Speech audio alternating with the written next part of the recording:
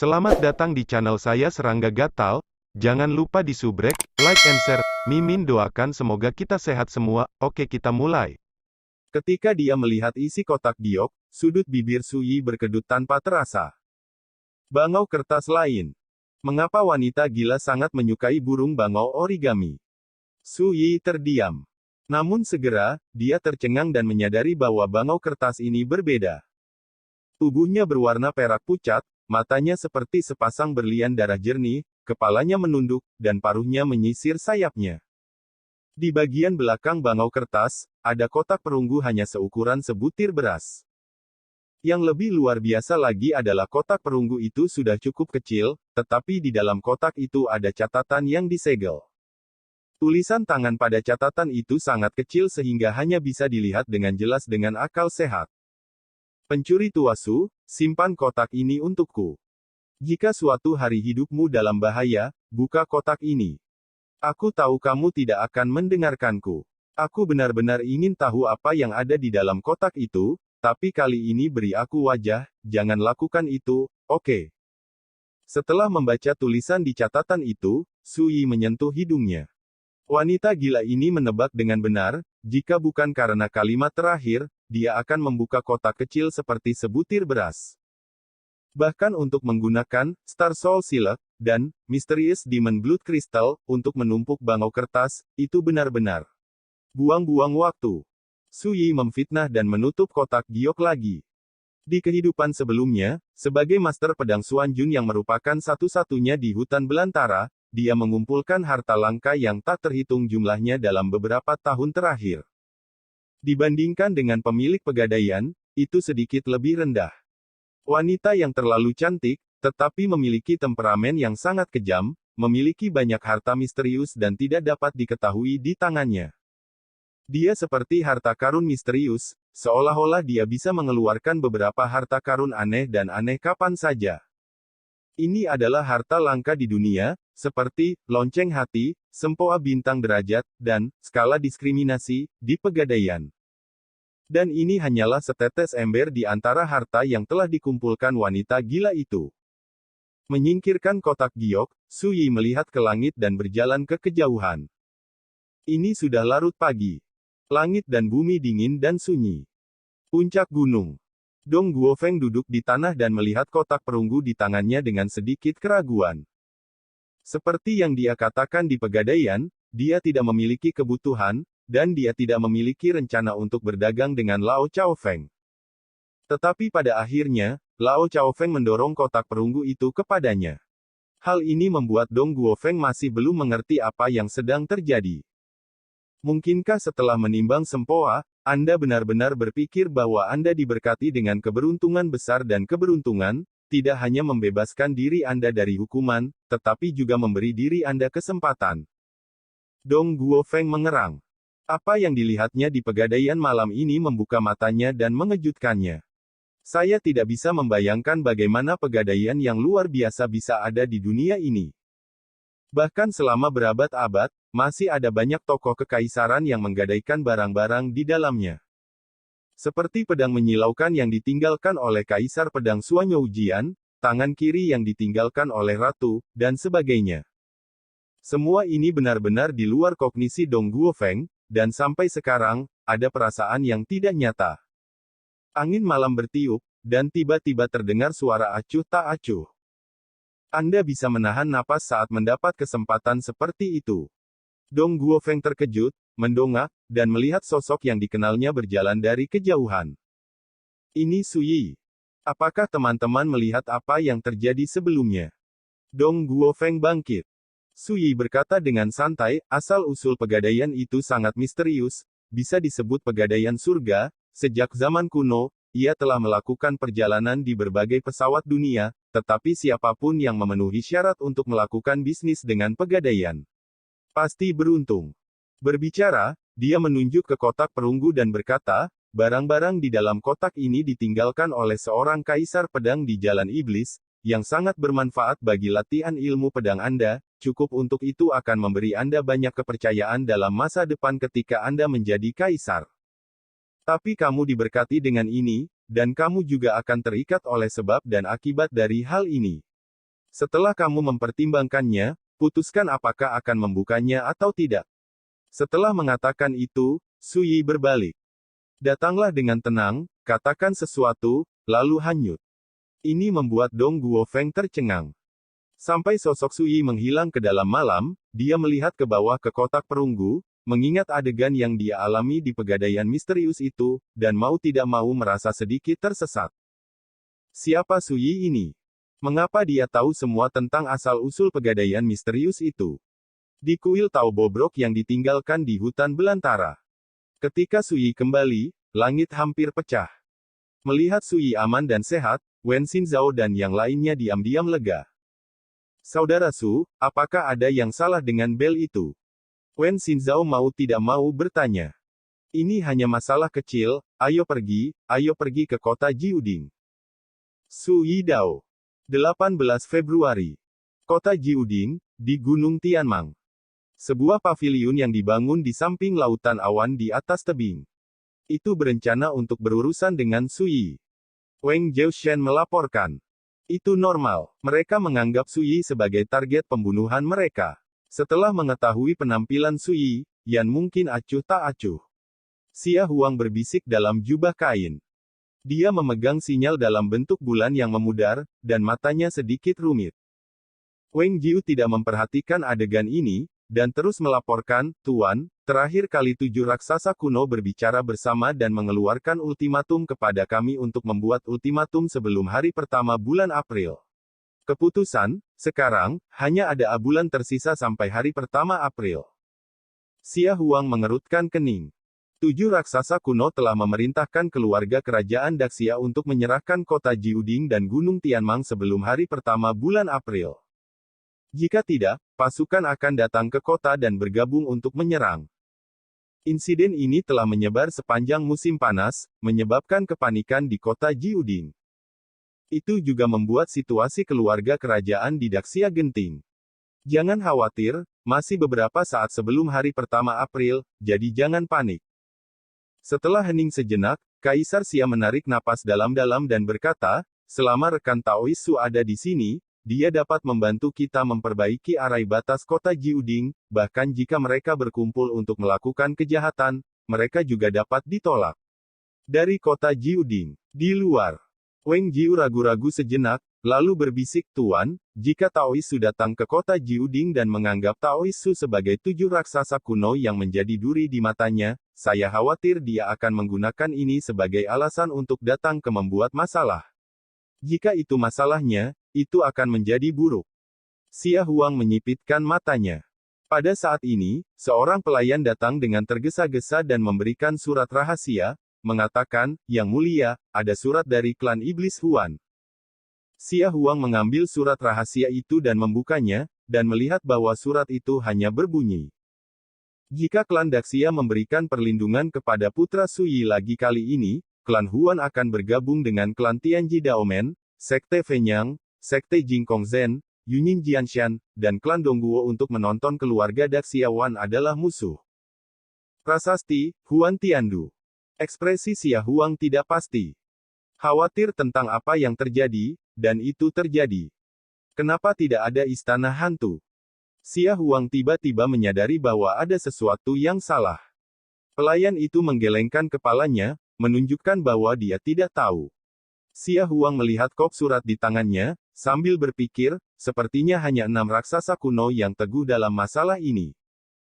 Huan Tiandu, seorang kultivator hebat di alam roda roh dari klan Demon Huan. Tidak ada yang berani memalsukan suratnya. Tuhan, keadaan semakin buruk. Wang Jiu khawatir.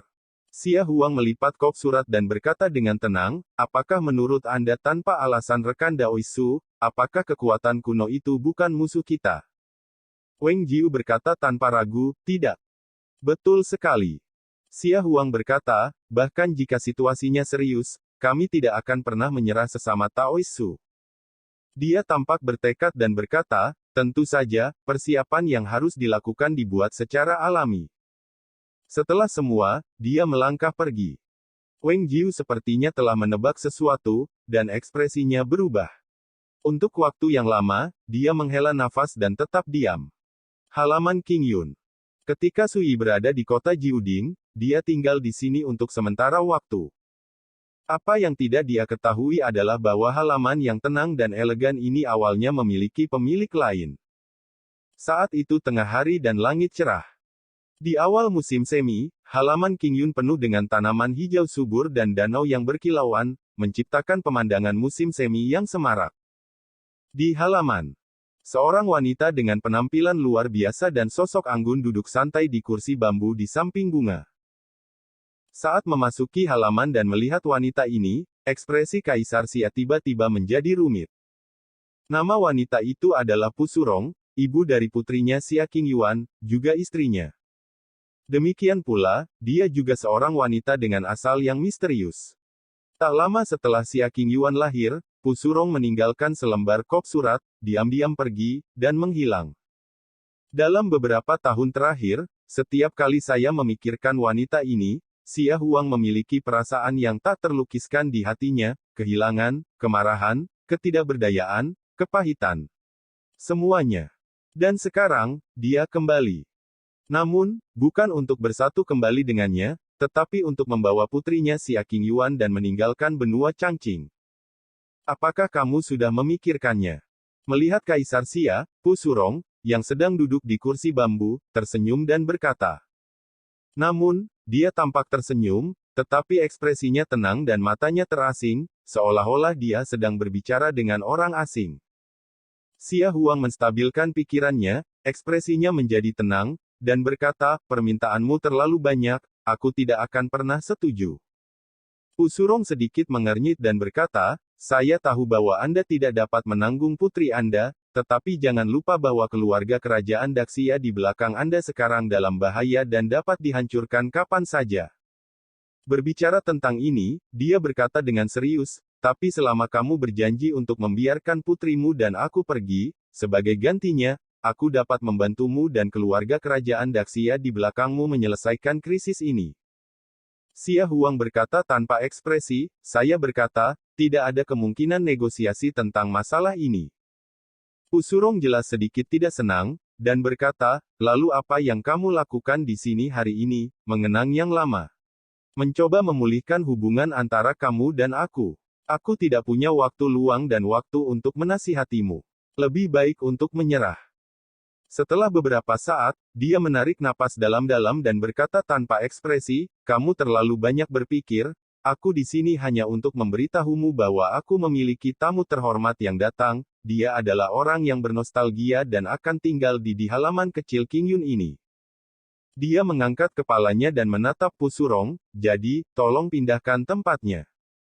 Apakah kamu mencoba mengusirku? Pu Surong duduk tegak, seolah tidak percaya. Huang Xia menggelengkan kepalanya dan berkata, ini bukan larangan, saya meminta Anda untuk pergi dari sini. Jika Anda tidak memiliki tempat tinggal, saya dapat mengatur tempat lain untuk Anda. Pu Surong menatap Kaisar Xia beberapa saat, dan berkata, saya dapat melihat bahwa Anda selalu membenci saya karena pergi tanpa pamit. Berbicara, dia berdiri, Yurong tenang, dan berkata, kamu punya alasan untuk membenciku, aku tidak menyalahkanmu, aku hanya menyalahkan, ketika kamu dan aku bertemu, itu sudah ditakdirkan sejak awal. Ini adalah hubungan yang jahat. Nada suaranya acuh tak acuh dan terasing, sejujurnya, jika bukan karena putriku kali ini, aku tidak akan pernah bisa melihatmu lagi dalam hidupku. Xia Huang terdiam untuk waktu yang lama, dan kemudian berkata, selama bertahun-tahun, saya tidak pernah bisa melupakan Anda sejenak, dan saya masih menantikan kembalinya Anda di hati saya, tetapi aneh, ketika Anda kembali kali ini, Anda akan mengambilnya ketika saya masih muda, saya tiba-tiba merasa lega dan benar-benar melepaskannya.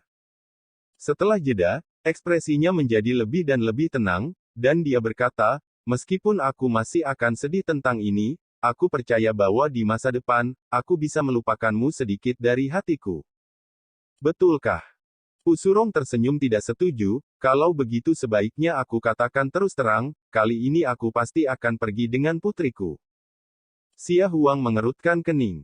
Tetapi tanpa menunggu dia berbicara, Pu Surong berkata pada dirinya sendiri, juga, kondisi saya masih diperhitungkan, saya punya firasat bahwa ketika Anda dan klan di belakang Anda tidak tahan, Anda pasti akan datang dan memohon padaku.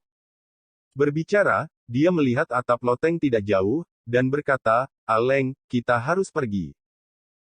Mendengar ini, sosok kurus membuka mulutnya dan meludahkan rumput, perlahan bangkit, dan menghela nafas pelan.